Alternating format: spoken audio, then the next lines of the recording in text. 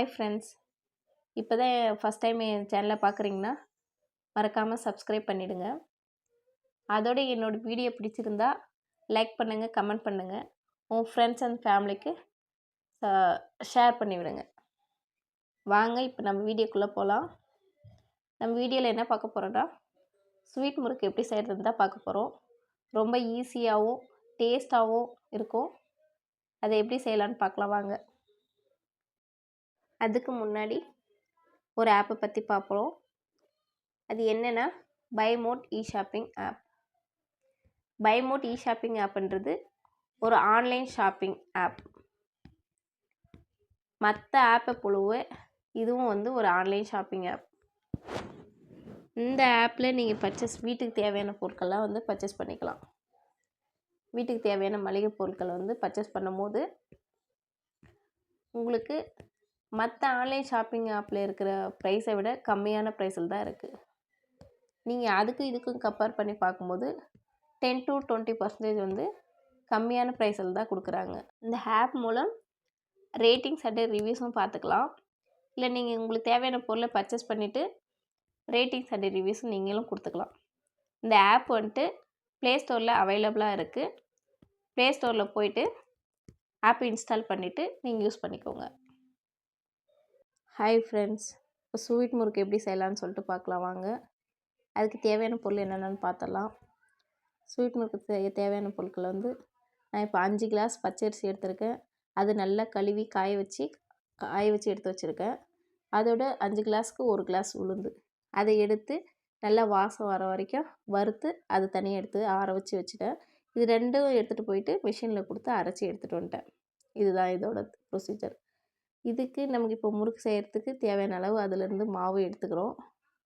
மாவு எடுத்துட்டு அந்த மாவில் நமக்கு தேவையான அளவுக்கு உப்பு போட்டுட்டு ஆயில் போட்டுக்கலாம். ஆயில் எப்படின்னா நமக்கு தேவையான அளவுக்கு ஆயில் எடுத்து அதில் நல்லா காய வச்சு அது நல்லா மாவில் ஊற்றும் போது நல்லா பொறன்னு வரணும் சவுண்டு. அந்த மாதிரி எடுத்து காய வச்சு ஊற்றிடலாம். ஊற்றிட்டு அது நல்லா பிசைஞ்சிட்டு அது நல்லா நம்ம பிசையும் போதே இப்படி உண்டை கட்டினோம்னா உண்டை வரணும். அந்த மாதிரி நம்ம பிசைஞ்சிட்டு அதில் தேவையான அளவுக்கு நமக்கு தண்ணி ஊற்றிடலாம்.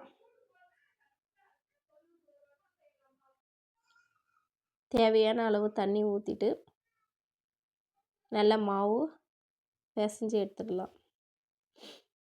பிசைஞ்சு அது ஒரு உண்டை கட்டி ஒரு சைடாக வச்சிடலாம். அப்புறம் ஒரு வானல் எடுத்து முறுக்கு சுட தேவையான ஆயில் ஊற்றிட்டு அந்த ஆயில் நல்லா ஹீட் பண்ணிடலாம். ஹீட் பண்ணிவிட்டு அடுத்து ஒரு முறுக்குள்ள மாவு போட்டு நம்ம முறுக்கு பிழிஞ்சு விடுவோம். பிழிஞ்சு விட்ட ஒரு 5-10 மினிட்ஸில் நல்லா செவந்து வந்துடும். அதுக்கு நம்ம மீடியமான தீ வச்சிடணும். தீ வச்சுட்டு பிழிஞ்சு விட்ருவோம்.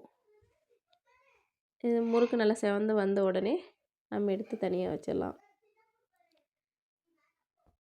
அதே மாதிரி முறுக்குள்ள நிறைய ஷேப்ஸ் இருக்குது. உங்களுக்கு எந்த ஷேப்பில் முறுக்கு வேணும்னு நினைக்கிறீங்களோ அந்த ஷேப்பில் முறுக்கு பிழிஞ்சு எடுத்துடலாம். அதை பிழிஞ்சு எடுத்துட்டு நம்ம வச்சு அதை உடச்சி விட்டுறலாம். பாவு செய்கிறது எப்படின்னு சொல்லிட்டு பார்க்கலாம். ஒரு கப்பு எடுத்துக்கிறோம். அந்த கப்பு ஃபுல்லாக சர்க்கரை எடுத்துகிட்டு அந்த கப்புலேயே அளவுக்கு தண்ணி நம்ம எடுத்துக்கிறோம். ஒரு பாதி கப்பு தண்ணி எடுத்துக்கலாம். ஒரு கப்பு சர்க்கரைக்கு பாதி கப்பு தண்ணி ரெண்டும் மிக்ஸ் பண்ணி நம்ம நல்லா கொதிக்க விடணும். கொதிக்க விடும் போது நல்லா பப்புள்ஸ் வரும். பப்புள்ஸ் வந்த உடனே பாவு பதம் பார்த்துடலாம். அது எப்படின்னா ஒரு கப்பில் தண்ணி எடுத்துக்கிட்டு அந்த தண்ணியில் நம்ம கொதிக்கிற பாவு கொஞ்சமாக விட்டு பார்த்தோம்னா நல்லா பிசு பிசுன்னு ஒட்டி வரும். அதுதான் பாவு பதம், கம்பி பதம். அந்த பாவு நம்ம செஞ்சு வச்சுருக்கிற முறுக்கில் ஊற்றி நல்லா கிளறிடுவோம்.